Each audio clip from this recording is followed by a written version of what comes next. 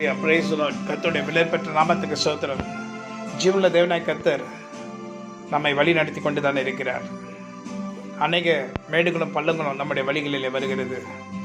மேடுகள் என்றால் உயர்வு, பள்ளங்கள் என்றால் சில நேரங்களில் சில சறுக்குதல் நம்முடைய வாழ்க்கையில் காணப்படுகிறது.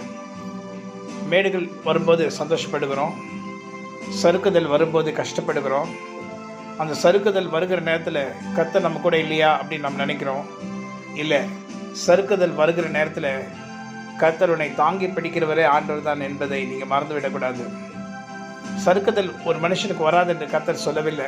இயேசு சொன்னார், இந்த உலகத்தில் உபத்திரம் உண்டு, ஆனால் திடன் கொள்ளுங்கள், நான் உலகத்தை ஜெயித்தேன். நான் ஜெயித்தபடினால் நீங்களும் ஜெயிப்பீங்க, நாமும் ஜெயிப்போம்.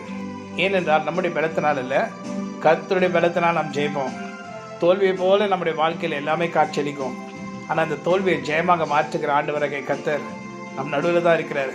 நம்மை தூக்கி சுமந்து கொண்டு இருக்கிறார். அவருடைய கரம் நம்ம மேல் தான் இருக்கிறது. அவர் கரம் நம்ம மேல் இருந்துதான் எந்த பிரச்சனையும் நமக்கு வராது.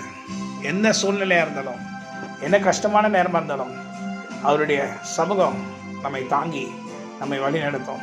இஸ்ரவேல் ஜனங்களை பகலில் மேகஸ்தம்பம், இரவில் அக்னி ஸ்தம்பம் நடத்தினது போல கர்த்தர் இந்நாள் கூட நம்மை நடத்துகிறார், இனியும் நடத்துவார். அவருடைய கரத்தை நோக்கி காத்திருப்போம். எப்பொழுதும் அவருடைய கரம் நம்ம மேல் இருக்கிறது. ஆமென். God bless you. Have a wonderful day. Amen.